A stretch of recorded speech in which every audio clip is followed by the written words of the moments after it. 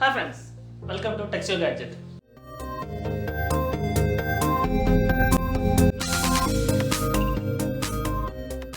ഞാനൊന്നൊരു 4K editing അല്ലെങ്കിൽ ഒരു gaming P സിയുടെ ബിൽഡായിട്ടാണ് വന്നിരിക്കുന്നത്. ഈ ഒരു സെറ്റപ്പ് കണ്ടപ്പോൾ തന്നെ എല്ലാവർക്കും മനസ്സിലായിട്ടുണ്ടാവുമല്ലോ. എനിക്ക് ഈ ഒരു ബിൽഡിന് ഏകദേശം കോസ്റ്റ് ആയിട്ടുള്ളത് 58,000 ആണ്. നിങ്ങൾക്ക് എല്ലാവർക്കും അറിയുന്നതായിരിക്കും ഈ ഒരു സിറ്റുവേഷനിൽ ഓരോ പി സി ആണെങ്കിലും ലാപ്ടോപ്പ് ആണെങ്കിലും എന്ത് സാധനം നമ്മൾ വാങ്ങുകയാണെങ്കിലും അതിൻ്റെ അവൈലബിലിറ്റി വളരെ കുറവാണ്. പിന്നെ അഥവാ കിട്ടുകയാണെങ്കിൽ തന്നെ റേറ്റ് നമ്മുടെ കയ്യിലൊന്നും നിൽക്കാത്ത അത്രയും റേറ്റ് ആയിരിക്കും, ഒടുക്കത്തെ റേറ്റ് ആയിരിക്കും. നോർമലി ആ ഒരു സാധനം ഒരു 10,000 രൂപയുടെ സാധനമാണെങ്കിൽ ആ ഒരു ഷോപ്പ് ഇപ്പോൾ കൊടുക്കുന്ന ഒരു 15 ഒരു 16 റേറ്റിനൊക്കെ ആയിരിക്കും. അപ്പോൾ ഈ ഒരു ഐറ്റംസിന് എല്ലാത്തിൻ്റെയും റേറ്റ് ഇപ്പോൾ ചേഞ്ച് ആയിട്ടുണ്ട്. ഞാൻ പുതിയ അപ്ഡേറ്റഡ് റേറ്റ് എത്രയാണെന്ന് പറയാം. പിന്നെ അതിൻ്റെ കൂടെ ഓരോ ഐറ്റംസും എവിടെ നിന്നാണ് വാങ്ങുന്നത്, ഏറ്റവും ബെറ്റർ പ്രൈസ് റേറ്റ് എവിടെ നിന്നാണ് കിട്ടുന്നത് ഞാൻ ഡീറ്റെയിൽ ആയിട്ട് വീഡിയോനകത്ത് പറയാം. അപ്പോൾ നമുക്ക് എന്തൊക്കെയാണ് ഞാൻ ഉപയോഗിച്ച ഐറ്റംസ് എന്ന് ആദ്യം നോക്കാം. ഫസ്റ്റ് തന്നെ CPU പറയുകയാണെങ്കിൽ Ryzen 5 3600 CPU ആണ് ഞാൻ ഉപയോഗിച്ചിട്ടുള്ളത്.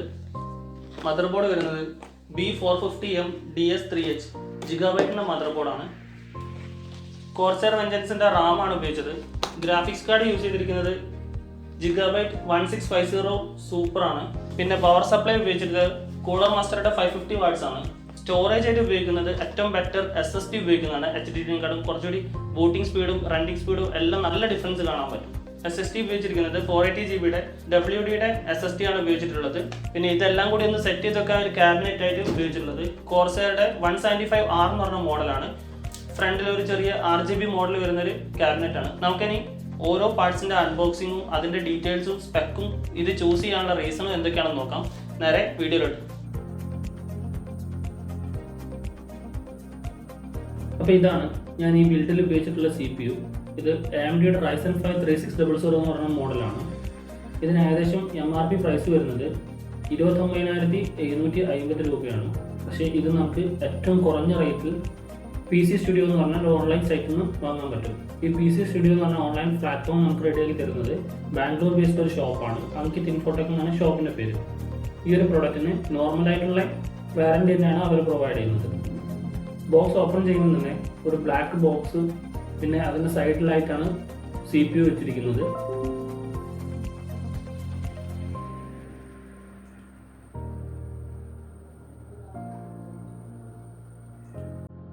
കുറച്ച് AMDയുടെ ലീഫ്ലെറ്റ്സ് ഉണ്ട്.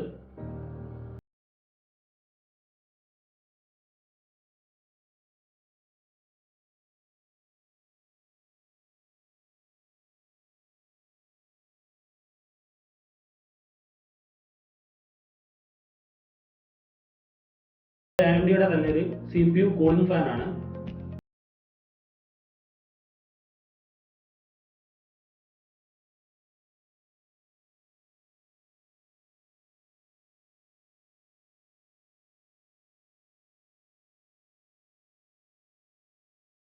ക്വാളിറ്റി ആണ്.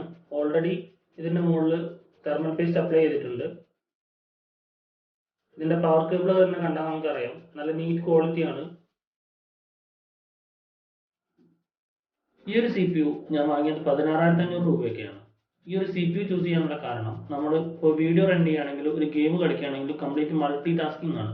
അതിന് എത്രയെങ്കിലും കോർ കൂട്ടാൻ പറ്റുമോ അത്രയും മാക്സിമം കോർ യൂസ് ചെയ്യുന്നതാണ് ഏറ്റവും ബെറ്റർ. ഇത് എക്സാ കോർ പ്രോസസ്സറാണ്.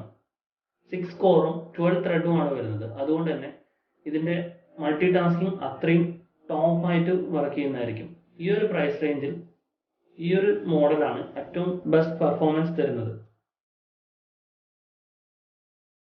ഇതാണ് ഞാൻ ഈ ബിൽഡിൽ ഉപയോഗിച്ചിട്ടുള്ള മദർ ബോർഡ്. ഇതിന്റെ മോഡൽ എന്ന് പറയുന്നത് B450M DS3H ആണ്. GB മദർ ബോർഡാണ് ഇത്. ഇത് മെയിനായിട്ട് യൂസ് ചെയ്യാനുള്ള റീസൺ ഞാൻ ബിൽഡിന്റെ ടൈമിൽ പറയാം. ഇപ്പോൾ നമുക്ക് ഇതിന്റെ ജസ്റ്റ് സ്പെക്കും കാര്യങ്ങളും എന്തൊക്കെയാണെന്ന് നോക്കാം. ഈ ഒരു motherboard mainly for AMD Athlon അല്ല AMD Ryzen സീരീസ് ആണ്. AMD Ryzenന്റെ first, second and third generation ആണ് ഇതിനകത്ത് മാക്സിമം സപ്പോർട്ട് ആവുന്നത്. ഈ ഒരു മദർ ബോർഡിന് MRP പ്രൈസ് വരുന്നത് 9,100 ആണ്. പക്ഷേ ഈ ഒരു പ്രൊഡക്റ്റ് ഞാൻ PC സ്റ്റുഡിയോ എന്ന് പറഞ്ഞാൽ ഓൺലൈൻ സ്റ്റോറിൽ നിന്നാണ് വാങ്ങിയത്. PC സ്റ്റുഡിയോയിൽ ഇതിന് ഏകദേശം പ്രൈസ് വരുന്നത് 7,100 ആണ്. നമുക്കിനി ഇതൊന്ന് അൺബോക്സ് ചെയ്ത് ബോക്സിനകത്ത് എന്തൊക്കെയാണ് ഇവർ പ്രൊവൈഡ് ചെയ്യുന്നത് നോക്കാം.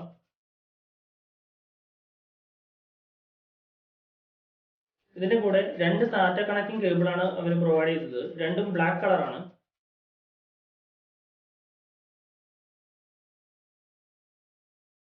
തൊട്ടടിയിൽ ഒരു പ്ലാസ്റ്റിക് കവറിൽ പാക്ക് ചെയ്തിട്ടാണ് നമ്മുടെ മദർ ബോർഡ് വരുന്നത്. ബോക്സിനകത്ത് ബാക്കി എന്തൊക്കെ ആക്സസറീസ് ഉള്ളത് നോക്കാം. ഒരു പോർട്ട് കവറിംഗ് പ്ലേറ്റ് ഉണ്ട്. ഒരു ചെറിയ യൂസർ മാനുവൽ അവൈലബിൾ ആയിട്ടുണ്ട്. പിന്നെ ഈ മദർ ബോർഡിന് ആവശ്യമുള്ള ഡ്രൈവേഴ്സ് അവൈലബിൾ ആയിട്ടുള്ള ഒരു സിഡിയും ഉണ്ട്.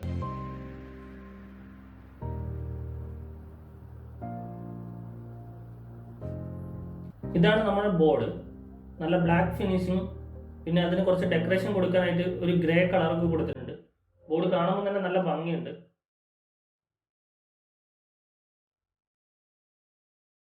ഈ ഒരു ബോർഡിന്റെ മെയിൻ കുറച്ച് സ്പെക് എന്ന് പറയുന്നത് ഇതിൻ്റെ അകത്ത് 5 ടെമ്പറേച്ചർ സെൻസേഴ്സ് ഉണ്ട്.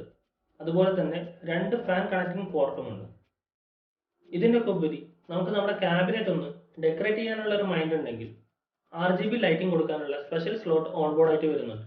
ഈ ഒരു സ്ലോട്ടിനകത്ത് നമ്മൾ RGB കണക്ഷൻ കണക്ട് ചെയ്ത് കഴിഞ്ഞാൽ നമുക്ക് വേറൊരു സ്വിച്ചോ റിമോട്ടോ ഒന്നും ഇല്ലാതെ തന്നെ നമ്മുടെ സിസ്റ്റത്തിനകത്ത് ജസ്റ്റ് ഒരു ആപ്പ് ഇൻസ്റ്റാൾ ചെയ്ത് മാത്രം നമുക്ക് ഈ RGB കൺട്രോൾ ചെയ്യാൻ പറ്റുന്നതായിരിക്കും.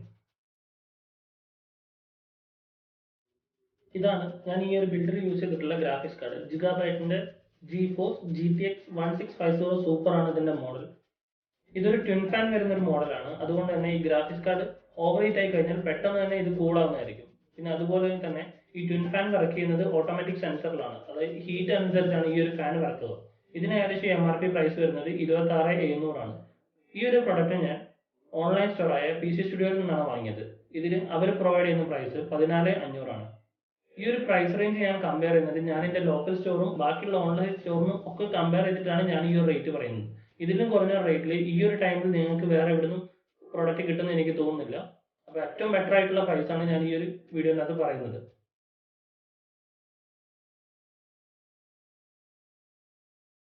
ഈ ഒരു ബോക്സ് ഓപ്പൺ ചെയ്യുമ്പോൾ ഫ്രണ്ടിൽ തന്നെ നമ്മുടെ ഗ്രാഫിക്സ് കാർഡാണ് ഡിസ്പ്ലേ ചെയ്തിട്ടുള്ളത്. സെയിം അതും മോയ്സ്ചർ കണ്ടന്റ് ഇല്ലാണ്ടിരിക്കാൻ പ്ലാസ്റ്റിക് കവറിൽ പാക്ക് ചെയ്തിട്ടാണുള്ളത്. ഇതിന് അടിയിലായിട്ട് ജസ്റ്റ് ഒരു യൂസർ ഗൈഡ് മാത്രമേ ഉള്ളൂ.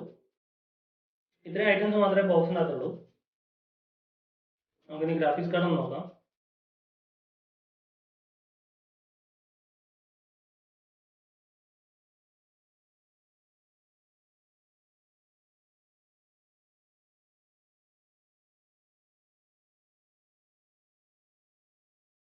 ഇതും സെയിം ബ്ലാക്ക് മാറ്റ് ഫിനിഷ് ആണ് ഗ്രാഫിക്സ് കാർഡിന്റെ കളർ വരുന്നത്. ഡുവൽ ഫാൻ സിസ്റ്റം ആണ്. 90 mm ഫാൻ ആണ്. അഡീഷണൽ ആയിട്ട് ഈ ഫാൻ വർക്ക് ചെയ്യാനുള്ള പവർ സപ്ലൈ കൊടുക്കാനുള്ള പോർട്ട് ഉണ്ട്. ഇതിന്റെ കണക്ഷൻ ഔട്ട്പുട്ട് വരുന്നത് DVI port, HDMI port, DP പോർട്ടാണ്. ഇതിന്റെ ഉള്ളിൽ യൂസ് ചെയ്തിരിക്കുന്നത് കോപ്പർ കോളിംഗ് സിസ്റ്റം ആണ്. അതുകൊണ്ട് തന്നെ ഈ ഒരു ഫാൻ ഉപയോഗിച്ച് നമ്മുടെ ഗ്രാഫിക്സ് കാർഡ് പെട്ടെന്ന് തന്നെ കൂൾ ചെയ്യാൻ പറ്റുന്നതായിരിക്കും. നല്ല ബിൽഡ് ക്വാളിറ്റിയാണ്. ഈ ഒരു പ്രൈസ് റേഞ്ചിൽ 1650 സൂപ്പർ ആണ് ഏറ്റവും ബെസ്റ്റ് ആയിട്ടുള്ള ഗ്രാഫിക്സ് കാർഡ്. ഈ ഒരു ഗ്രാഫിക്സ് കാർഡ് കോമ്പീറ്റ് ചെയ്യുന്നത് 1660 ഒക്കെ ആയിട്ടാണ്. 1660 ഏകദേശം 19,000 20,000 മുകളിൽ വരുന്നതാണ് റേറ്റ്. അപ്പം ഈ ഒരു 14,000 റേറ്റിൽ ഏറ്റവും ബെസ്റ്റ് ഗ്രാഫിക്സ് കാർഡാണ് 1650. ഇതിന്റെ മുകളിൽ MRP പ്രൈസ് കൊടുത്തിട്ടുള്ളത് 5,400 രൂപയാണ്. പക്ഷേ ഇത് നമുക്ക് ഏറ്റവും കുറഞ്ഞ റേറ്റിൽ കിട്ടുന്നത് നമ്മുടെ ലോക്കൽ സ്റ്റോറിൽ നിന്നായിരിക്കും. ഇത് ഏകദേശം 3,400 നമുക്ക് നിയർ ബൈ ആയിട്ടുള്ള ലോക്കൽ സ്റ്റോറിന് അവൈലബിൾ ആയിരിക്കും. ഓൺലൈനിൽ ഇതിന്റെ പ്രൈസ് കുറച്ച് ഹൈ ആണ്. നമുക്കിനി ഇതിന്റെ ബോക്സിന്റെ അകത്ത് എന്തൊക്കെയാണുള്ളത് നോക്കാം. ഫ്രണ്ടിൽ തന്നെ യൂസർ മാനുവൽ ആണ് വിസിബിൾ ആവുന്നത്. ഒരു വലിയ യൂസർ മാനുവൽ തന്നെയാണ്. പിന്നെ ഇതിന്റെ പവർ ഇൻപുട്ട് കേബിൾ ആണിത്. ഇതിന്റെ പ്ലഗ് സോക്കറ്റ് വരുന്നത് യൂറോപ്യൻ ടൈപ്പ് ആണ്. ഇൻബിൽറ്റ് ഫ്യൂസ് വരുന്ന മോഡലാണിത്. പവർ സപ്ലൈ കണക്ട് ചെയ്യാനുള്ള സ്ക്രൂസ് അവൈലബിൾ ആണ്. പിന്നെ ഒരു സിലിക്ക ജെൽ പാക്കറ്റും ഉണ്ട്. മാക്സിമം ഒരു പവർ സപ്ലൈ ചൂസ് ചെയ്യുമ്പോൾ ഒരു ബ്രാൻഡഡ് പവർ സപ്ലൈ ചൂസ് ചെയ്യാൻ നോക്കുക. ലോക്കൽ ബ്രാൻഡാണ് നമ്മൾ ചൂസ് ചെയ്യുന്നതെങ്കിൽ ഇതിന്റെ ഔട്ട്പുട്ട് കേബിൾ ലെങ്ത് വളരെ കുറവായിരിക്കും. അത്യാവശ്യം വൺ സൈഡ് ഫുള്ളായിട്ട് കവർ ചെയ്യുന്ന മോഡൽ ഒരു വലിയ ഫാൻ തന്നെയാണ് ഇതിന് കൊടുത്തിട്ടുള്ളത്. ഇതിന്റെ ബാക്ക് സൈഡ് നോക്കിയാൽ ഒരു സ്വിച്ച് അവൈലബിൾ ആണ്. Power on off switch. കുറച്ച് ഡീറ്റെയിൽസ് സൈഡിൽ കൊടുത്തിട്ടുണ്ട്. ഇതിന്റെ കളർ ബ്ലാക്ക് മാറ്റ് ഫിനിഷിംഗ് കളർ തന്നെയാണ് വരുന്നത്. കൂളർ മാസ്റ്ററിന്റെ പവർ സപ്ലൈ ആണ്. 550 വാട്ട്സ് ആണ് ഔട്ട്പുട്ട് പവർ വരുന്നത്.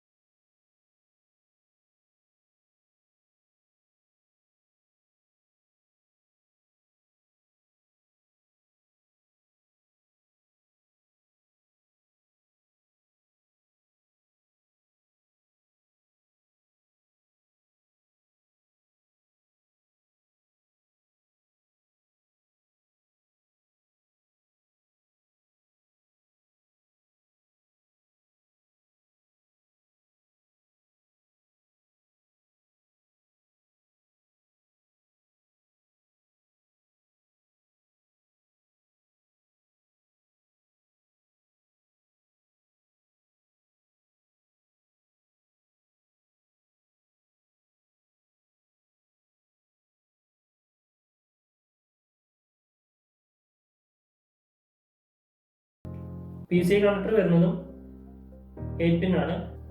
2 PCI കണക്ടറാണ് വരുന്നത്. ഈ ഒരു പവർ സപ്ലൈയുടെ ഔട്ട്പുട്ട് കേബിൾ നോക്കുകയാണെങ്കിൽ അത്യാവശ്യം നല്ല ലെങ്ത്തിലാണ് വരുന്നത്. അപ്പോൾ സപ്പോസ് നമ്മളൊരു മിഡ് ടവറോ ഫുൾ ടവർ PC ആണ് ബിൽഡ് ചെയ്യുന്നതെങ്കിൽ വേണ്ടത്ര കണക്ട് ചെയ്യാനുള്ള കേബിൾ ഇതിന്റെ മുകളിൽ തന്നെ അവൈലബിൾ ആണ്. ഇതാണ് ഞാൻ ഈ ഒരു ബിൽഡിൽ യൂസ് ചെയ്തിരിക്കുന്ന റാം. ഇത് കോർസർ വെഞ്ചൻസിന്റെ LXP മോഡൽ റാം ആണ്. ഈ ഒരു റാം ചൂസ് ചെയ്യുമ്പോൾ നമ്മൾ ശ്രദ്ധിക്കേണ്ട കാര്യം, ആദ്യം തന്നെ നമ്മൾ ചൂസ് ചെയ്തിരിക്കുന്ന മദർ ബോർഡിന്റെ മാക്സിമം റാം ഫ്രീക്വൻസി എത്രയാണെന്ന് നോക്കുക. ആ ഒരു ഫ്രീക്വൻസിയുടെ തൊട്ട താഴെയുള്ള ഫ്രീക്വൻസിയിൽ വരുന്ന റാം ചൂസ് ചെയ്യുന്നതായിരിക്കും ഏറ്റവും ബെറ്റർ. കാരണം ഈ ഒരു റാമിനായിരിക്കും മാക്സിമം ഔട്ട്പുട്ട് തരാൻ പറ്റുന്നത്. എന്റെ കേസിൽ ഞാൻ ചൂസ് ചെയ്തിരിക്കുന്ന mother board B450M maximum Ram frequency വരുന്നത് 3200 ആണ്. അതിന്റെ തൊട്ട താഴെ വരുന്ന ഫ്രീക്വൻസി എന്ന് പറയുന്നത് 3000 ആണ്. ആ ഒരു റാമാണ് ഞാനിപ്പോൾ ചൂസ് ചെയ്തിട്ടുള്ളത്. നിങ്ങളുടെ ബിൽഡ് മെയിനായിട്ട് ഒരു 4K വീഡിയോ എഡിറ്റിംഗ് ആണ് ഫോക്കസ് ചെയ്യുന്നതെങ്കിൽ മിനിമം ഒരു 16 GB റാം ചൂസ് ചെയ്യാൻ നോക്കുക. ഈ ഒരു റാം പർച്ചേസ് ചെയ്യാനായിട്ട് ഏറ്റവും ബെറ്റർ പ്ലാറ്റ്ഫോം എന്ന് പറയുന്നത് നമ്മുടെ എല്ലാം കോമൺ സ്റ്റോർ ആയ ആമസോൺ തന്നെയാണ്. അവിടെയാണ് ഇതിന് ഏറ്റവും ലോവസ്റ്റ് പ്രൈസ് വരുന്നത്. ഏകദേശം 3600 ഈ ഒരു സിംഗിൾ സ്റ്റിക്ക് റാമിന് റേറ്റ് വരുന്നുള്ളൂ. പിന്നെ ഏറ്റവും ലാസ്റ്റ് ആയിട്ട് പറയുന്നത് സ്റ്റോറേജ്. ഞാൻ യൂസ് ചെയ്തിരിക്കുന്നത് WD-യുടെ SSD ആണ്. ഇത് 480 GB ആണ് വരുന്നത്. ഈ സ്റ്റോറേജ് ചൂസ് ചെയ്യുമ്പോൾ ഒരുവിധം എല്ലാ ബിൽഡിലും ഞാൻ കണ്ടത് അവർ 120 GB SSD ബാക്കി 1 TB ആണ് പറയുന്നത്. പക്ഷേ നമ്മുടെ OS ഇൻസ്റ്റാൾ ചെയ്യാൻ തന്നെ ഏകദേശം 40 GB സൈസ് വരും. ബാക്കി വരുന്നത് 80 GB ആയിരിക്കും. ആ ഒരു സൈസിൻ്റെ അത് ബാക്കിയുള്ള നമ്മുടെ ആപ്ലിക്കേഷനും എല്ലാ കാര്യങ്ങളോടും ഇൻസ്റ്റാൾ ചെയ്യാൻ പറ്റില്ല. അപ്പോൾ സ്റ്റോറേജ് ചൂസ് ചെയ്യുമ്പോൾ എൻ്റെ ഒരു ഒപ്പീനിയൻ അറ്റ്ലീസ്റ്റ് ഒരു 500 GB എന്നെങ്കിലും സ്റ്റോറേജ് ചൂസ് ചെയ്യാം. അതും SSD തന്നെ ചൂസ് ചെയ്യാൻ നോക്കുക. ബാക്കിയുള്ള സ്റ്റോറേജിനായിട്ട് ഉപയോഗിക്കുന്ന സാധനം HDD ആയാലും മതി. ഞാൻ ഈ ബിൽഡിൽ ഉപയോഗിച്ചിട്ടുള്ള സാധനത്തിന്റെ എല്ലാ ഡീറ്റെയിൽസും കാര്യങ്ങളും ഞാൻ താഴെ ഡിസ്ക്രിപ്ഷനിൽ കൊടുത്തിട്ടുണ്ട്. അപ്പോൾ ഇതാണ് നമ്മൾ ചൂസ് ചെയ്തിരിക്കുന്ന ബോർഡ്. ഈ ഒരു ബോർഡ് ചൂസ് ചെയ്യാനുള്ള കാരണം ഇതിന് 4 റാം സ്ലോട്ടാണ് വരുന്നത്. മാക്സിമം റാം ഫ്രീക്വൻസി 3200 വരെ നമുക്ക് എക്സ്റ്റെൻഡ് ചെയ്യാം. 32 GB വരെ റാം സപ്പോർട്ട് ചെയ്യും. AM4 സോക്കറ്റ് ആണ് വരുന്നത്.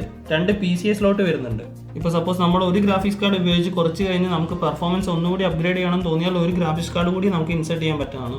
On board M.2 slot available ആണ്. പിന്നെ സ്പെഷ്യലായിട്ട് ഇവർ പറഞ്ഞിരിക്കുന്നത് ഹൈ ക്വാളിറ്റി ഓഡിയോ ഡിസൈൻ ആണ്. ബോർഡ് നമുക്ക് കണ്ടാൽ തന്നെ അറിയാം, അത്യാവശ്യം ബ്ലാക്ക് ഫിനിഷിംഗ് ആയതുകൊണ്ട് നല്ലൊരു ഭംഗിയുണ്ട് ബോർഡ് കാണാൻ. ജിഗാബൈറ്റിൻ്റെ ഒരു ബ്രാൻഡിങ് ഉണ്ട് റൈറ്റ് സൈഡ് കോർണറിലായിട്ട്. ഇതിൻ്റെ ബാക്ക് സൈഡിലോട്ട് നോക്കുകയാണെങ്കിൽ സ്ലോട്ട് അവൈലബിൾ ആയിട്ടുള്ളത് പഴയ ordinary model mouse keyboard connect ചെയ്യാനുള്ള സ്ലോട്ട് ഉണ്ട്. 4 നോർമൽ USB സ്ലോട്ട് വരുന്നുണ്ട്. അതിൻ്റെ പുറമെ അഡീഷണൽ ആയിട്ട് 3.0 4 പോർട്ട് അവൈലബിൾ ആണ്. പിന്നെ മോണിറ്റർ കണക്ഷൻ ഓപ്ഷൻ വരുന്നത് HDMI പോർട്ട്, പിന്നെ വരുന്നത് DVI പോർട്ടാണ്. LAN പോർട്ട് അവൈലബിൾ ആണ്. പിന്നെ ഹെഡ്സെറ്റ് സ്പീക്കർ പോർട്ട് എല്ലാം അവൈലബിൾ ആണ്. അപ്പം ഇനി നമുക്ക് നേരെ ബിൽഡിലോട്ട് പോകാം. ബിൽഡിങ്ങിൽ ഞാൻ ആദ്യമായിട്ട് തുടങ്ങാൻ പോകുന്നത് പ്രൊസസ്സർ ഇൻസേർട്ട് ചെയ്തുകൊണ്ടാണ്. പ്രൊസസ്സർ ഇൻസേർട്ട് ചെയ്യുമ്പോൾ ശ്രദ്ധിക്കേണ്ട കാര്യം, ഈ ഒരു പ്രൊസസ്സറിൻ്റെ ഒരു സൈഡിൽ നോക്കിയാൽ നമുക്കൊരു ട്രയാങ്കിൾ കാണാൻ പറ്റും. ഒരു ചെറിയൊരു കുഞ്ഞു ട്രയാങ്കിൾ ഉണ്ട് ഇവിടെ. ഈ ഒരു ട്രയാങ്കിളും പിന്നെ ബോർഡിൻ്റെ മുകളിൽ നോക്കിയാൽ ബോർഡിൻ്റെ മുകളിൽ ഒരു ട്രയാങ്കിൾ വരും. ഈ ഒരു 2 ട്രയാങ്കിളും ഒരേപോലെ അലൈൻ ചെയ്യുന്ന പോലെയാണ് ഇൻസേർട്ട് ചെയ്യേണ്ടത്. ഈ ഒരു ബോർഡിൻ്റെ ലോക്ക് ഒഴിവാക്കാനായിട്ട് ഈ ഒരു കമ്പി താഴോട്ട് മെല്ലെ പുഷ് ചെയ്തിട്ട് മുകളിലോട്ട് പൊക്കിയാൽ മതി. അപ്പോൾ അതിൻ്റെ ലോക്ക് ഒഴിവാകും. നമുക്കിനി നെക്സ്റ്റ് ഈ ഒരു 2 ട്രയാങ്കിളും സെയിം അലൈൻ ചെയ്യുന്ന പോലെ വെച്ചിട്ട് ഇത് സെറ്റ് ആയോന്ന് അറിയാൻ വേണ്ടി ജസ്റ്റ് ഒന്ന് കൈകൊണ്ടൊന്ന് സ്ലിപ്പാക്കി നോക്കിയാൽ മതി. അനക്കമൊന്നും ഉണ്ടാവില്ല. അത് സെറ്റായി. പിന്നെ ലോക്ക് ഇൻസേർട്ട് ചെയ്യാനായിട്ട് ഈ ഒരു കമ്പി താഴോട്ട് പുഷ് ചെയ്തിട്ട് ലോക്ക് ചെയ്യാം. നമ്മുടെ പ്രൊസസ്സർ ഇവിടെ സെറ്റ് ആയിട്ടുണ്ട്, ലോക്ക് ആയിട്ടുണ്ട്. ഇനി നെക്സ്റ്റ് ആയിട്ട് നമുക്കിതിൻ്റെ കൂളിംഗ് ഫാൻ ഇൻസേർട്ട് ചെയ്യാം. ഇവിടെ 2 പ്ലാസ്റ്റിക് മൊഡ്യൂൾ കാണാൻ പറ്റും. ഈ 2 മൊഡ്യൂൾ നമ്മൾ റിമൂവ് ചെയ്യണം. ഈ ഒരു മൊഡ്യൂൾ ആവശ്യം എന്ന് പറഞ്ഞാൽ ലിക്വിഡ് കൂളിംഗ് യൂസ് ചെയ്യുകയാണെങ്കിൽ മാത്രമാണ് ഈ ഒരു മൊഡ്യൂളിൻ്റെ ആവശ്യമുള്ളത്. അല്ലെങ്കിൽ ഫാന് ജസ്റ്റ് ഇൻസേർട്ട് ചെയ്തിട്ട് ഫാനിൻ്റെ മുകളിലെ സ്ക്രൂ ടൈറ്റ് ചെയ്താൽ മതി.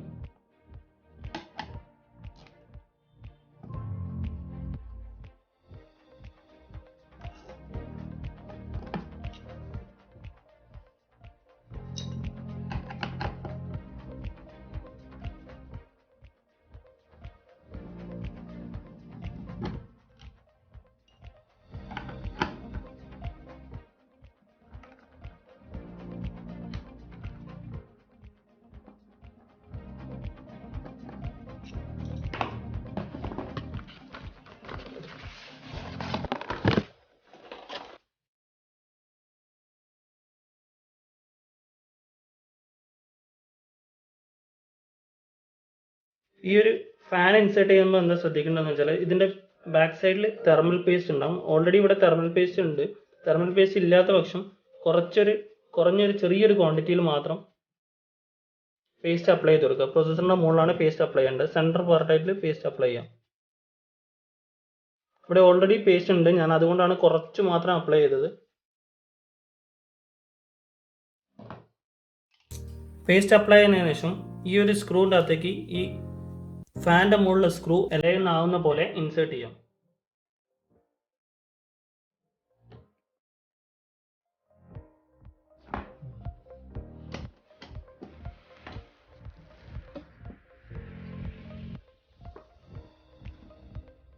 ഇനി മെല്ലെ പ്രൊസസ്സറിൻ്റെ മുകളിൽ സ്ക്രൂ ടൈറ്റ് ചെയ്യാം. സ്ക്രൂ ടൈറ്റ് ചെയ്യുമ്പോൾ ശ്രദ്ധിക്കേണ്ടത് എന്താ വെച്ചാൽ ഓപ്പോസിറ്റ് ഡയറക്ഷനിലായിട്ടാണ് സ്ക്രൂ ടൈറ്റ് ചെയ്യേണ്ടത്. ഒന്നിവിടെ ടൈറ്റ് ചെയ്ത് കഴിഞ്ഞാൽ നെക്സ്റ്റ് ഈ ഒരു സൈഡിൽ ടൈറ്റ് ചെയ്ത് കൊടുക്കാം.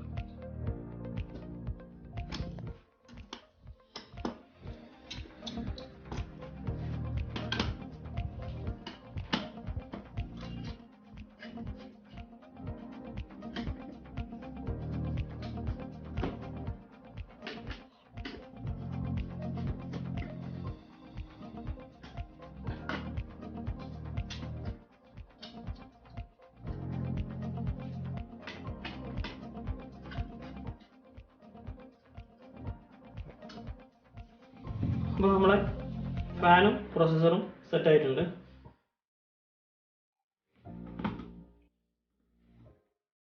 നെക്സ്റ്റ് ഇനി നമുക്ക് ഇതിൻ്റെ ഫാനിൻ്റെ കണക്ഷൻ കൊടുക്കാം. ഫാനിൻ്റെ കണക്ഷൻ ഇവിടെ നോക്കി കാണാം. CPU ഫാനിന് കറക്റ്റ് മെൻഷൻ ചെയ്തിട്ടുണ്ട്. അതിലോട്ട് നമുക്ക് ഫാനിൻ്റെ കണക്ഷൻ കൊടുക്കാം.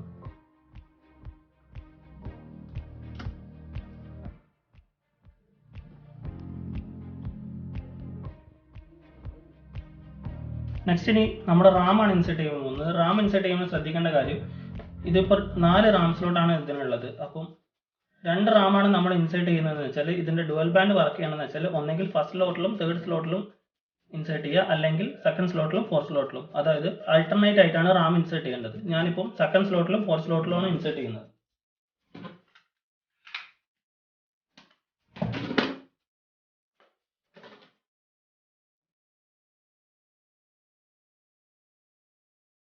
റാം ഇൻസേർട്ട് ചെയ്യുമ്പോൾ ശ്രദ്ധിക്കേണ്ടതെന്ന് വെച്ചാൽ ഇവിടെ ഒരു ജസ്റ്റ് ഒരു കട്ടിങ് ഉണ്ട്. ഈ ഒരു കട്ടിങ് ബോർഡിൻ്റെ മുകളിൽ റാം സ്ലോട്ടിലെ കട്ടിങ്ങും മാച്ച് ആവുന്ന പോലെയാണ് ഇൻസേർട്ട് ചെയ്യേണ്ടത്. നമുക്കിപ്പോൾ വെച്ച് നോക്കിയാൽ കാണാം, ഈ ഒരു കട്ടിങ് ഇവിടെയാണ് വരുന്നത്, പക്ഷേ ബോർഡിൻ്റെ മുകളിലെ കട്ടിങ് കുറച്ചുകൂടി മാറിയിട്ടാണുള്ളത്. അപ്പോൾ ഇങ്ങനെയല്ല ഇൻസേർട്ട് ചെയ്യേണ്ടത്, ജസ്റ്റ് ടേൺ ചെയ്തിട്ടാണ് ഇൻസേർട്ട് ചെയ്യേണ്ടത്.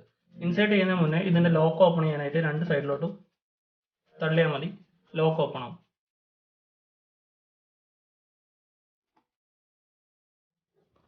റാം വെച്ചതിന് ശേഷം ചെറുങ്ങനെ ഒന്ന് ഹോസ് അപ്ലൈ ചെയ്ത് കൊടുക്കുക ബാക്കിൽ. അപ്പോൾ ഓട്ടോമാറ്റിക്കായിട്ട് സൈഡിലെ 2 ലോക്കും ലോക്ക് ആവുന്നതാണ്.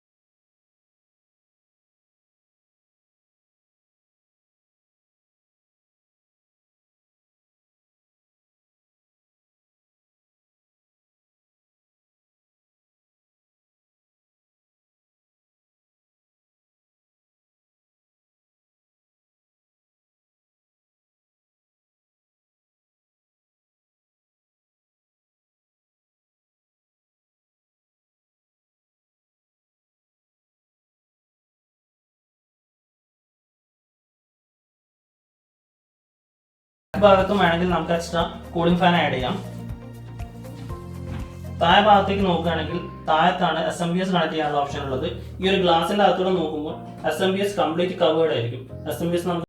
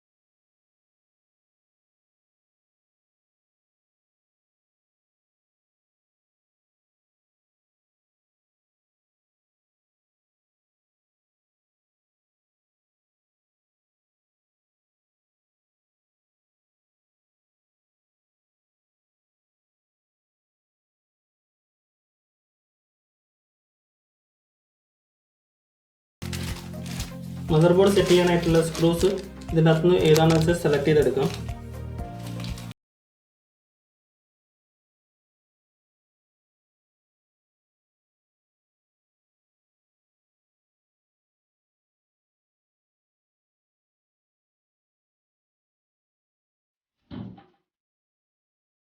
മദർ ബോർഡ് പ്ലേസ് ചെയ്യുന്ന മുന്നേ ഇതിൻ്റെ ബാക്കിൽ വെക്കാനുള്ളൊരു ഷീൽഡ് ഉണ്ടാവും.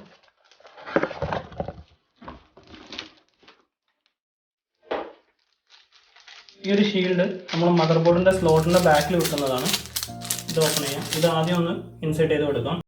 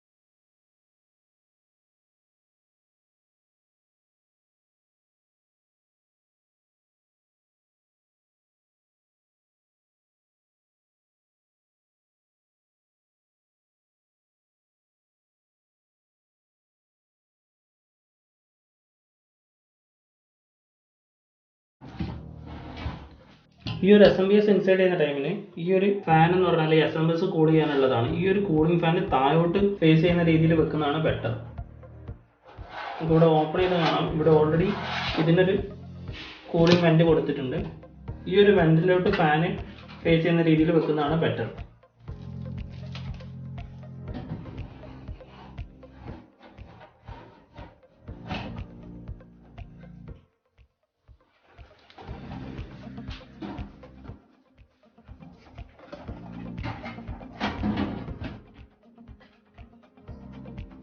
SMBS വെച്ചതിന് ശേഷം അത് ടൈറ്റ് ചെയ്യാനായി അതിൻ്റെ കൂടെ കിട്ടിയ സ്ക്രൂ എടുത്ത് ടൈറ്റ് ചെയ്യാം.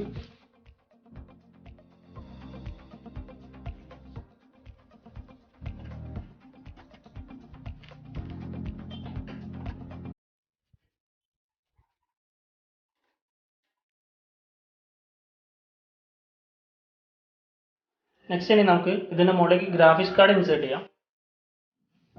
ഗ്രാഫിക്സ് കാർഡ് ഇൻസേർട്ട് ചെയ്യാനായിട്ട് ഇതിൻ്റെ ബാക്കിലുള്ള ഒരു ഷീൽഡ് നമുക്ക് റിമൂവ് ചെയ്യേണ്ടതുണ്ട്. അത് ഏത് ഷീൽഡാണെന്ന് അറിയാൻ കറക്റ്റ് ഒന്ന് ഗ്രാഫിക്സ് കാർഡ് ജസ്റ്റ് ഒന്ന് വെച്ച് നോക്കുക. എന്നിട്ട് ഏത് ഷീൽഡാണ് കറക്റ്റ് വരുന്നത് വെച്ചാൽ അതിനനുസരിച്ചുള്ള ഷീൽഡ് റിമൂവ് ചെയ്ത് കൊടുക്കാം. സെക്കൻഡ് ഷീൽഡിലൂടെയാണ് എൻ്റെ പോർട്ടൊക്കെ പുറത്തേക്ക് വരിക. അപ്പോൾ ഞാൻ റിമൂവ് ചെയ്യുന്നത് സെക്കൻഡ് ഷീൽഡാണ്. പക്ഷേ ഈ ഒരു കാർഡ് ശ്രദ്ധിച്ചാൽ മനസ്സിലാവും, ഇതിൻ്റെ ബാക്കിൽ 2 സ്ക്രൂ കൊടുക്കാനുള്ള ഓപ്ഷൻ ഉണ്ട്. അപ്പോൾ അതിൻ്റെ തൊട്ടടിയിലുള്ള സ്ക്രൂ ഞാൻ ലൂസ് ചെയ്യുന്നുണ്ട്. ഗ്രാഫിക്സ് കാർഡിൻ്റെ ചിപ്പ് പ്രൊട്ടക്ട് ചെയ്യാനായിട്ട് ഇവിടെ ഒരു കവറിങ് ഉണ്ടാവും. ആ കവറിങ് ഒന്ന് റിമൂവ് ചെയ്യാം. നെക്സ്റ്റ് ഇനി കാർഡ് ഇൻസേർട്ട് ചെയ്യുന്നതിന് മുന്നേ ബോർഡിൻ്റെ മുകളിൽ ലോക്ക് വരുന്നു. ആ ലോക്ക് ഓപ്പൺ ആവണമെന്ന് നോക്കുക. ലോക്ക് ഓപ്പൺ ചെയ്തതിന് ശേഷം കാർഡ് ഇൻസേർട്ട് ചെയ്യാം.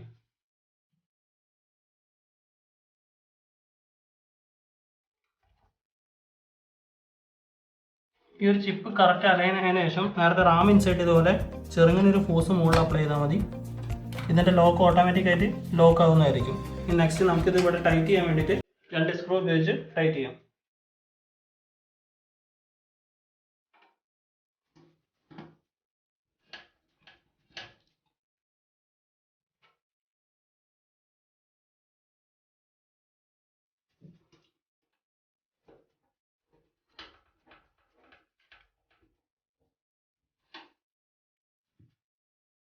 നെക്സ്റ്റ് ഇനി നമുക്ക് SSD ഇൻസേർട്ട് ചെയ്യാം. SSD ഇൻസേർട്ട് ചെയ്യാനായിട്ട് ഈ ഒരു പ്ലേറ്റ് പുറത്തേക്ക് റിമൂവ് ചെയ്യണം.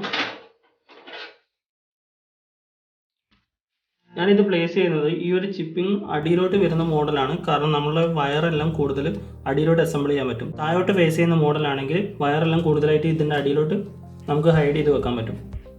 ഇതിന് സൂട്ടായിട്ടുള്ള സ്ക്രൂ സെലക്ട് ചെയ്തിട്ട് സ്ക്രൂ ഇൻസേർട്ട് ചെയ്യാം.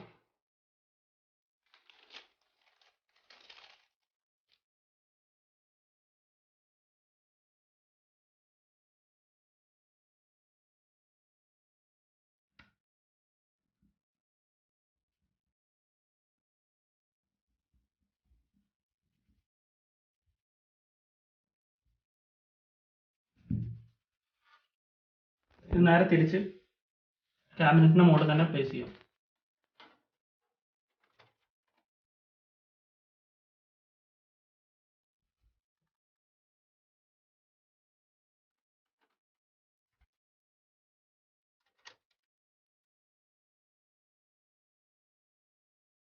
അപ്പോൾ നമ്മുടെ SSD സെറ്റ് ആയിട്ടുണ്ട്. ഈ ഒരു ക്യാബിനറ്റിന് കുറച്ചും കൂടി കൂടി കൊടുക്കാനായിട്ട് എയറോകൂൾ കമ്പനിയുടെ ഒരു നോർമൽ 120mm ഫാൻ ഇൻസേർട്ട് ചെയ്യുന്നുണ്ട്. ഈ ഫാൻ ഞാൻ ബാക്ക് സൈഡിലായിട്ടാണ് വെക്കുന്നത്. ഈ ഫാനിൻ്റെ കേബിൾ ഞാൻ ഈ ഒരു റൈറ്റ് സൈഡ് ടോപ്പിലുള്ള ഒരു കോർണറിൽ കൂടിയാണ് പുറത്തേക്ക് എടുക്കുന്നത്.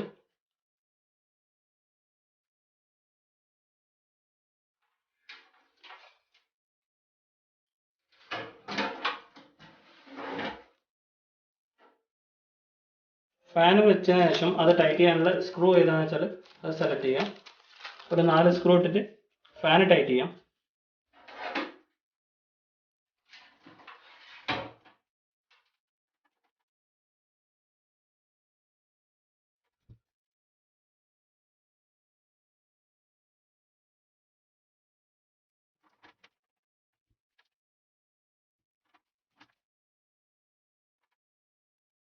ഈ ഒരു ഫാൻ ടൈറ്റ് ചെയ്യാനുള്ള ഓപ്ഷൻ ഇവിടെ സ്ലൈഡ് ചെയ്യാനുള്ള ഓപ്ഷൻ ആയിട്ടാണ് കൊടുത്തിരിക്കുന്നത്.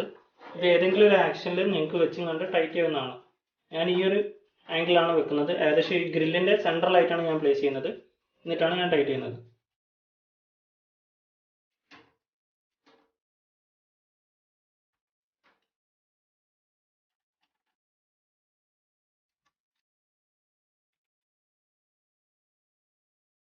അപ്പോൾ നമ്മുടെ കൂളിംഗ് ഫാനും റെഡി ആയിട്ടുണ്ട്.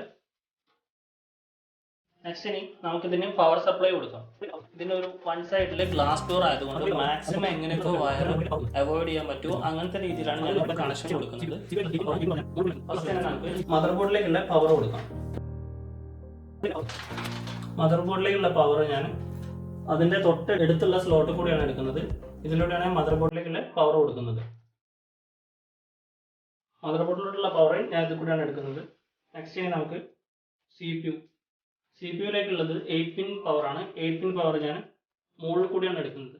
ഈ ഭാഗത്തൂടെയാണ് സി പി യു വരുന്നത്. ഇതിൽ കൂടെയാണ് സി പി യു പവർ എടുക്കുന്നത്. നമുക്ക് ഓരോന്നോരോന്നായിട്ട് കണക്ട് ചെയ്ത് തുടങ്ങാം. ഇത് കണക്ട് ചെയ്യാനായിട്ട് സപ്പോർട്ടിന് ഞാനൊരു ബോക്സ് എടുക്കുന്നുണ്ട്. ജസ്റ്റ് ഒന്ന് സ്ലൈഡ് ചെയ്ത് വെക്കാൻ വേണ്ടിയിട്ടാണ്.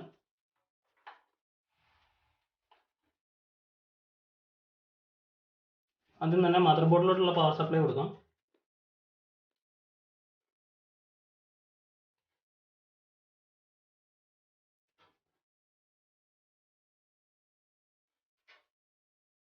ഇത് വയർ ഓവർ ആയിട്ടാണ് ഇതിൽ കാണുന്നത്. അപ്പം ഞാൻ ഈ ഒരു പവർ സപ്ലൈ നേരെ ഇതിൻ്റെ മുകളിലെ കള്ളി കൂടിയാണ് എടുക്കുന്നത്.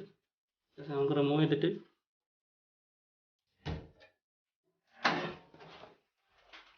പുതിയതായതുകൊണ്ട് വയറൊക്കെ അത്യാവശ്യം നല്ല ഹാർഡാണ്.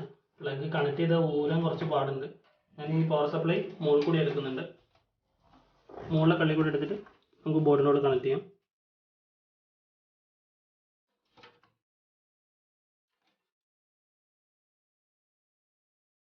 പവർ സപ്ലൈ കണക്ട് ചെയ്തതിനു ശേഷം നമുക്കിനി സി പി യുയിലേക്കുള്ള പവർ കൊടുക്കാം. സി പി യുയിലേക്കുള്ള 8 പിൻ പവറാണ്. ഈ 8 പിൻ പവർ ഞാൻ മുകളിൽ കൂടിയാണ് എടുക്കുന്നത്.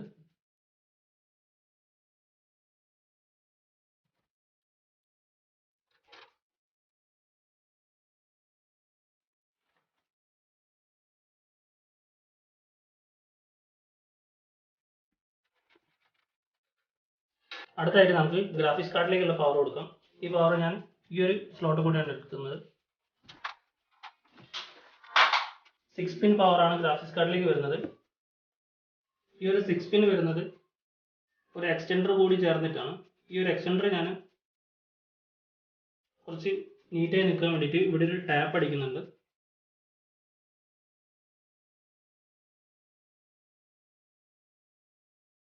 നമുക്ക് കാണാം നല്ല നീറ്റായിട്ട് വയർ നിൽക്കുന്നുണ്ട്.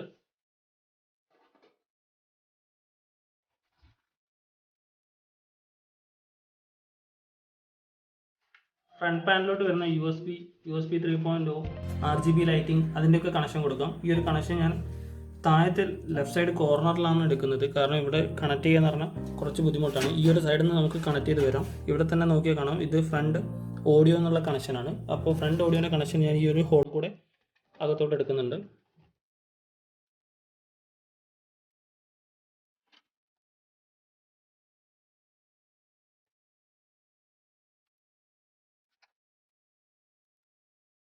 കണക്ട് ചെയ്യാൻ കുറച്ചൊരു ബുദ്ധിമുട്ടുണ്ട്. കണക്ട് ചെയ്തതിനു ശേഷം കറക്റ്റ് പ്രോപ്പർ കണക്ഷൻ റെഡി ആയിട്ടുണ്ടോ നോക്കാം. സെറ്റ് ആയിട്ടുണ്ട്. പിന്നെ നെക്സ്റ്റ് നമുക്ക് USB 3.0 കണക്ഷൻ കൊടുക്കാം. ഈ ഒരു കണക്ഷൻ ഞാൻ ഈ ഒരു ഹോളിൽ കൂടെയാണ് എടുക്കുന്നത്.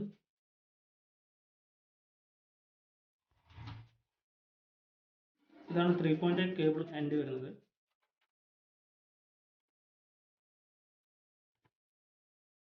USB 3.0 കണക്ഷൻ കൊടുത്തിട്ടുണ്ട്. ഫ്രണ്ട് പാനലിലോട്ട് വരുന്ന പവർ കീയും LED ഇൻഡിക്കേഷൻ്റെയും കണക്ഷൻ കൊടുക്കാം. ഈ കണക്ഷൻ എങ്ങനെയാണ് കൊടുക്കേണ്ടതെന്ന് ബോർഡിൻ്റെ മുകളിൽ കറക്റ്റ് ഇൻഡിക്കേറ്റ് ചെയ്തിട്ടുണ്ട്. പ്ലസ് മൈനസ് വേണ്ടത് പ്ലസ് മൈനസ് ഇവിടെ കൊടുത്തിട്ടുണ്ട്. പിന്നെ അതിനൊപ്പം തന്നെ നമുക്ക് ഫ്രണ്ടിലോട്ടുള്ള RGB ലൈറ്റിങ്ങും അതിൻ്റെ ഫാൻ തിരിയാനുള്ള പവറും ഇവിടുന്ന് കൊടുക്കാം. ഫ്രണ്ട് പാനലിലോട്ടുള്ള കണക്ഷൻ ഞാൻ സെയിം USB 3.0 പോയ സ്ഥലത്ത് കൂടെ തന്നെയാണ് പോകുന്നത്.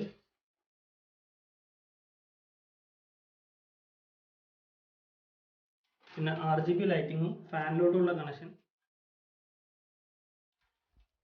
ഗ്രാഫിക്സ് കാർഡ് പോയ സ്ലോട്ട് കൂടിയാണ് പോകുന്നത്.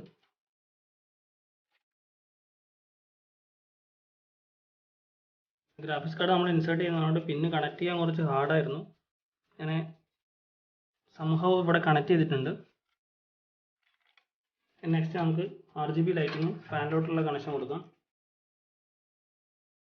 ഈ ഒരു 3 പിന്ന് വരുന്നതാണ് RGB ലൈറ്റിങ്.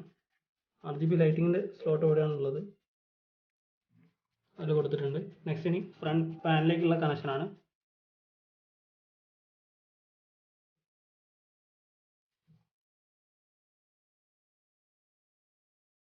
അപ്പോൾ നമ്മൾ ആ കണക്ഷൻ എല്ലാം കഴിഞ്ഞിട്ടുണ്ട്. പവർ സപ്ലൈയുടെ കണക്ഷൻ എല്ലാം കൊടുത്തു കഴിഞ്ഞിട്ടുണ്ട്. ഇനി നമുക്ക് ഈ വയറൊക്കെ ഒന്ന് ജസ്റ്റ് പ്രോപ്പറായിട്ട് അറേഞ്ച് ചെയ്ത് വെക്കാം. ഈ കേബിളൊക്കെ ഒന്ന് ടൈറ്റായി അറേഞ്ച് ചെയ്യാൻ വേണ്ടിയിട്ട് ഞാൻ ഇതിൻ്റെ കൂടെ കിട്ടിയ ടൈ ആണ് ഉപയോഗിക്കുന്നത്. ഈ കേബിൾ ടൈ ഉപയോഗിച്ച് നമുക്ക് ഈ കേബിൾ ഒന്ന് ജസ്റ്റ് അറേഞ്ച് ചെയ്യാം.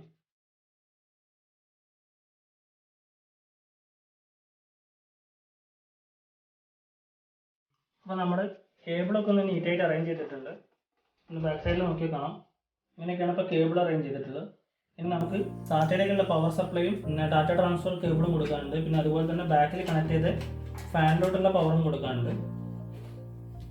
ആദ്യം തന്നെ നമുക്ക് സാറ്റലൈറ്റിലുള്ള ഡാറ്റ ട്രാൻസ്ഫറിൻ്റെ കേബിൾ കൊടുക്കാം. ഈ ഒരു കേബിൾ ഞാൻ നേരത്തെ ഇൻസേർട്ട് ചെയ്ത് USB 3.0 എന്ന പോർട്ടിൽ കൂടെ തന്നെയാണ് എടുക്കുന്നത്.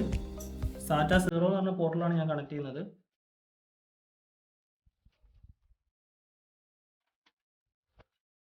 SSDയുടെ ഡാറ്റ ട്രാൻസ്ഫറിൻ്റെ കേബിൾ കൊടുത്തിട്ടുണ്ട്. ഇനി അതിലോട്ടുള്ള പവർ സപ്ലൈ കൊടുക്കാം.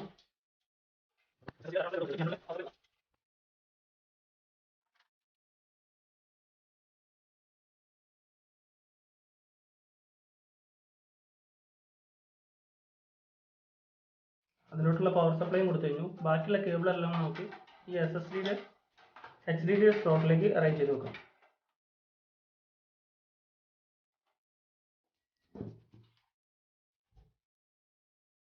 രണ്ട് SATA ടൈപ്പ് കേബിളാണ് വരുന്നത്. ഈ കംപ്ലീറ്റ് കേബിൾ നമുക്ക് ഈ ഒരു സ്ലോട്ടിലേക്ക് അറേഞ്ച് ചെയ്യാം.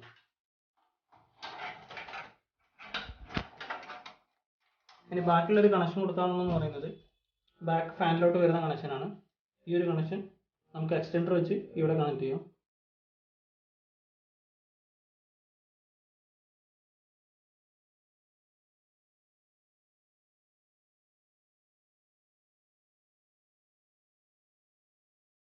ഈ ഒരു ബാക്കി വരുന്ന സാധനം കൂടി നമുക്ക് ഈ HDD സ്ലോട്ടിലോട്ട് സെറ്റ് ചെയ്ത് കൊടുക്കാം.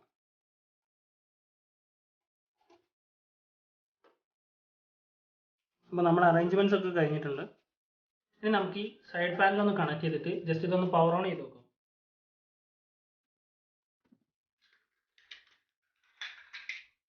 സൈഡ് പാനൽ ഇവിടെ കണക്ട് ചെയ്യാനായിട്ട് ഈ സ്ക്രൂ ഉപയോഗിച്ച് ഇവിടെ ടൈറ്റ് ചെയ്യാം.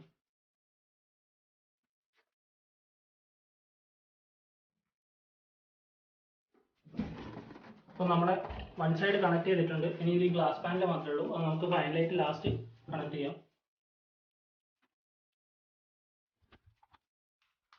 പവർ ഓൺ ആക്കിയതിന് ശേഷം SMBSന്റെ ബാക്കിലുള്ള സ്വിച്ച് ഓൺ ആക്കാം.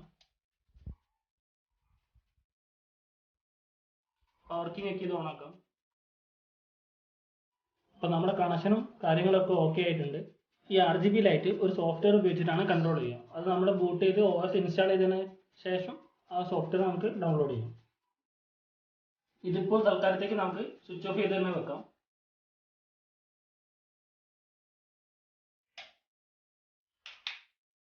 ഇനി നമുക്ക് ഇതിൻ്റെ അകത്ത് OS ഇൻസ്റ്റാൾ ചെയ്യാനായിട്ട് ഒരു ബൂട്ടബിൾ പെൻഡ്രൈവിൻ്റെ ആവശ്യമുണ്ട്. ബൂട്ടബിൾ പെൻഡ്രൈവ് ആക്കാൻ വേണ്ടിയിട്ട് വേറൊരു സിസ്റ്റം യൂസ് ചെയ്യാം. ഞാനിപ്പോൾ പെൻഡ്രൈവ് ബൂട്ടബിൾ ആക്കുന്നത് നെറ്റ് ത്രൂ ആണ്. പിന്നെ നമുക്ക് ആവശ്യമുള്ള ഒരു പെൻഡ്രൈവ് ആണ്. പെൻഡ്രൈവ് മിനിമം 8 GB വേണം. അതിന് മുകളിലോട്ട് എത്രയാണെങ്കിലും നമുക്ക് പ്രശ്നമില്ല. ഇത് ഞാൻ ഉപയോഗിക്കുന്നത് 60 GB പെൻഡ്രൈവ് ആണ്. ഈ പെൻഡ്രൈവ് നമ്മുടെ സിസ്റ്റത്തിൻ്റെ USB 3.0 കണക്ട് ചെയ്യാം.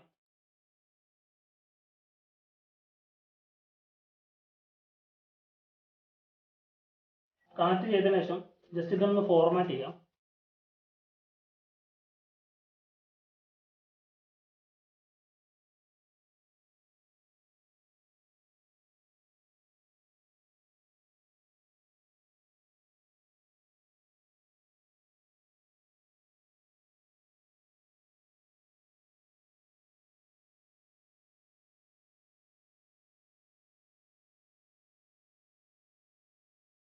നമ്മുടെ പെൻഡ്രൈവ് ഫോർമാറ്റ് ആയിട്ടുണ്ട്.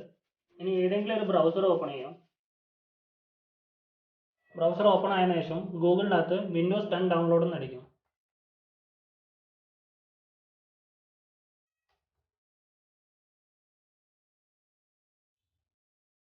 ഫസ്റ്റ് ഓപ്ഷൻ തന്നെ സെലക്ട് ചെയ്യുക, ഡൗൺലോഡ് വിൻഡോസ് 10 ഡിസ്ക് ഇമേജ്.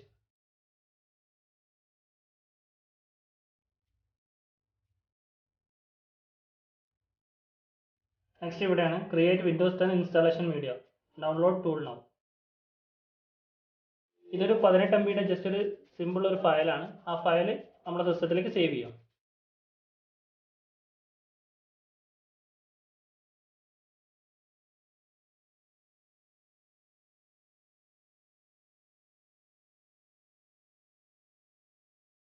അത് സേവ് ആയതിനു ശേഷം ആ ഒരു ഫയൽ ഓപ്പൺ ചെയ്യാം. ഇനി നമുക്ക് നമ്മുടെ ബ്രൗസർ ക്ലോസ് ചെയ്യാം.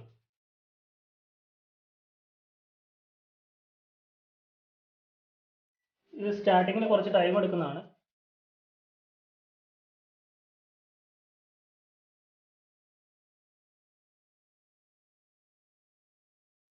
ഇനി ഇവിടെ ലൈസൻസ് അഗ്രിമെന്റ് ആണ് കാണുന്നത്. ഇത് ജസ്റ്റ് അക്സെപ്റ്റ് ചെയ്ത് കൊടുക്കാം.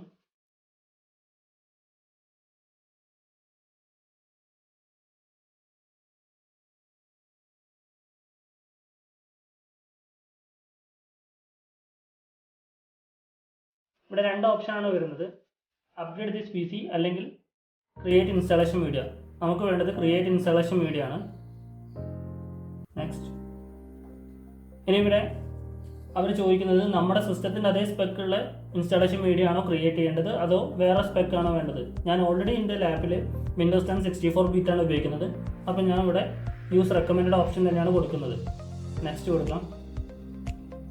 നെക്സ്റ്റ് ഞാൻ അവർ ചൂസ് ചെയ്യുന്നത് ISO ഫയൽ നമ്മൾ ഡൗൺലോഡ് ചെയ്യുകയാണോ അതോ നമ്മളെ പെൻഡ്രൈവ് ബൂട്ടബിൾ ആക്കുകയാണോ വേണ്ടത്. ഞാൻ ഓൾറെഡി പെൻഡ്രൈവ് കണക്ട് ചെയ്തതുകൊണ്ട് ഇവിടെ പെൻഡ്രൈവ് ബൂട്ടബിൾ ഓപ്ഷനാണ് സെലക്ട് ചെയ്യുന്നത്. യൂസ് ഫ്ലാഷ് ഡ്രൈവ് ആണ് കൊടുത്തത്.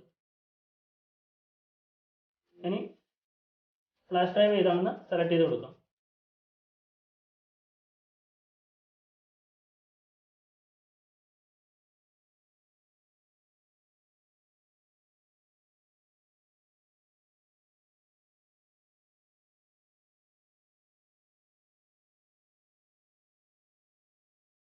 ഈ ഒരു പ്രോസസ്സ് കുറച്ച് ടൈം എടുക്കുന്നതായിരിക്കും. ഞാൻ ഇതൊന്ന് ഫാസ്റ്റ് ഫോർവേഡ് ചെയ്യുന്നുണ്ട്.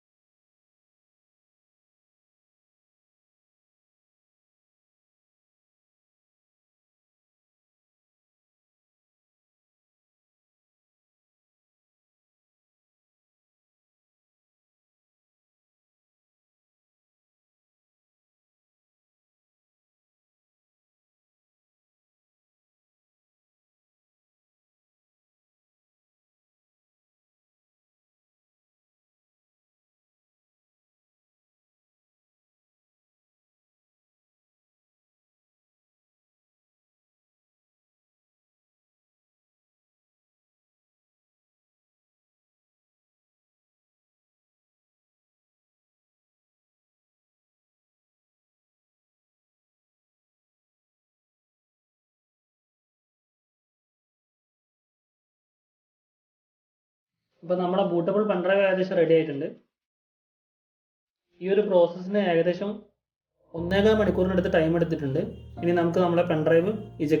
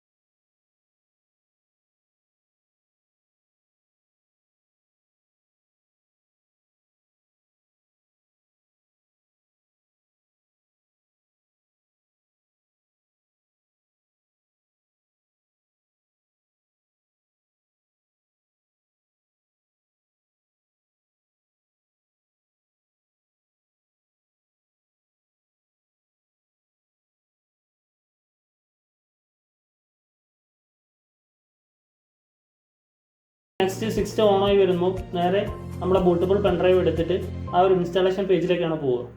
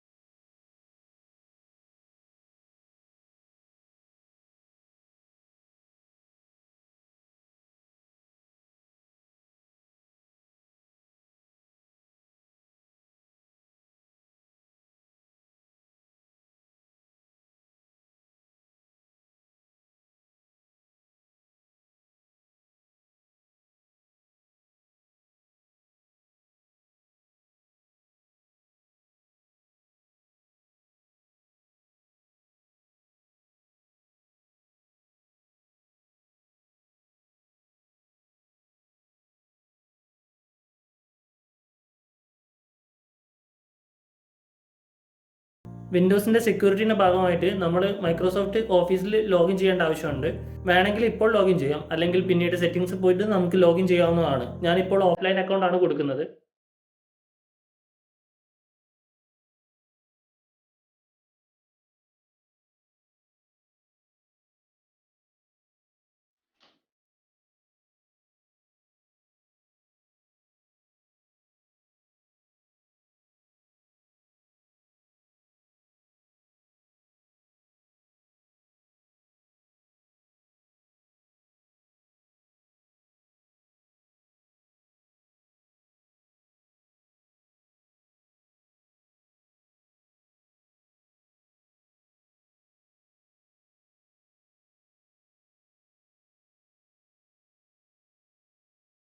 ഇത് വിൻഡോസിൻ്റെ കുറച്ച് സെക്യൂരിറ്റി പോളിസിയാണ്. ഒരു 3 ക്വസ്റ്റ്യൻ ഉണ്ടാവും. ആ 3 ക്വസ്റ്റ്യന് സൂട്ടബിൾ ആയിട്ടുള്ള ആൻസർ നമ്മൾ കൊടുക്കണം. സൂട്ടബിൾ ആയിട്ടുള്ള ആൻസർ അല്ല, നമുക്ക് സെറ്റ് ചെയ്യാൻ പറ്റുന്ന ക്വസ്റ്റ്യൻ ആണ്. അതിൻ്റെ ആൻസർ നമുക്ക് ഇഷ്ടമുള്ള പോലെ സെലക്ട് ചെയ്യാം. അതൊരു സെക്യൂരിറ്റിൻ്റെ ഭാഗമായിട്ട് ചോദിക്കുന്നതാണ്.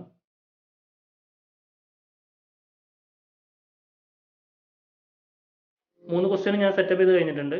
ഇത് ഡെഫോൾട്ട് ആയിട്ടുള്ള വിൻഡോസിൻ്റെ സെറ്റിംഗ്സ് ആണ്. ഇത് നമ്മൾ അക്സെപ്റ്റ് ചെയ്ത് കൊടുത്താൽ മതി.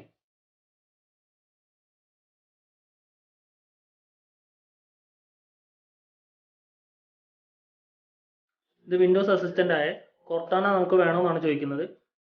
ജസ്റ്റ് അക്സെപ്റ്റ് ചെയ്ത് കൊടുക്കാം.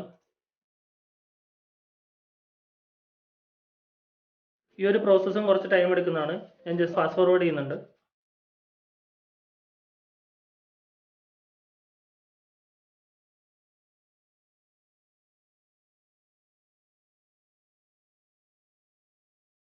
അപ്പോൾ നമ്മൾ OSൻ്റെ ഇൻസ്റ്റാളേഷൻ പ്രോസസ്സ് ഒക്കെ കഴിഞ്ഞ് സിസ്റ്റം ബൂട്ടായി വന്നിട്ടുണ്ട്.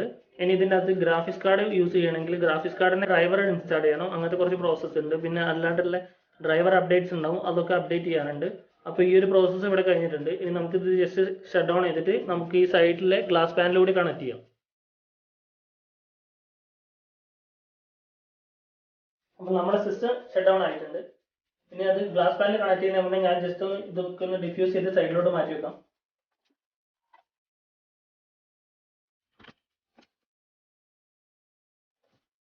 ഈ ഗ്ലാസിൻ്റെ ഒരു പ്രൊട്ടക്ഷന് വേണ്ടിയിട്ട് രണ്ട് സൈഡിലും ഒരു പ്ലാസ്റ്റിക് കോട്ടിങ് കൊടുത്തിട്ടുണ്ട്. അത് നമുക്ക് ആദ്യം തന്നെ റിമൂവ് ചെയ്യാം.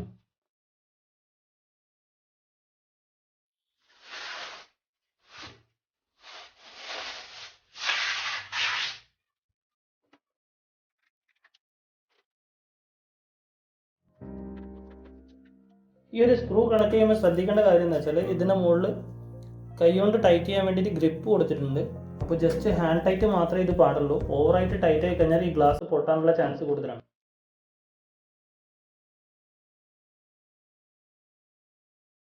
ഇനി പുറത്തുള്ള ബ്രാക്കും കൂടി നമുക്ക് റിമൂവ് ചെയ്യാം.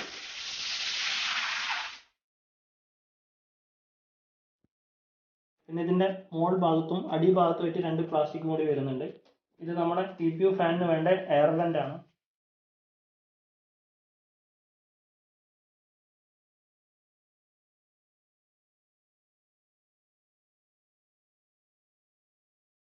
ഇതിന്റെ കുറച്ച് വീഡിയോസ് ഞാൻ വീഡിയോയുടെ എൻഡിലേക്ക് അറ്റാച്ച് ചെയ്യുന്നതായിരിക്കും. ഇതിന്റെ കറക്റ്റ് RGB ലൈറ്റിങ്ങും കാര്യങ്ങളൊക്കെ ഞാൻ അറ്റാച്ച് ചെയ്യും. ഇന്നത്തെ വീഡിയോ നിങ്ങൾക്ക് എല്ലാവർക്കും ഇഷ്ടമായെന്ന് കരുതുന്നു. നിങ്ങൾ ഇതുവരെ എൻ്റെ ചാനൽ സബ്സ്ക്രൈബ് ചെയ്തിട്ടില്ലെങ്കിൽ സബ്സ്ക്രൈബ് ചെയ്യുക. ലേറ്റസ്റ്റ് അപ്ഡേറ്റ്സ് ഉടൻ ലഭിക്കാനായി അടുത്തുള്ള ബെൽ ഐക്കൺ എനേബിൾ ചെയ്യുക. Thank you.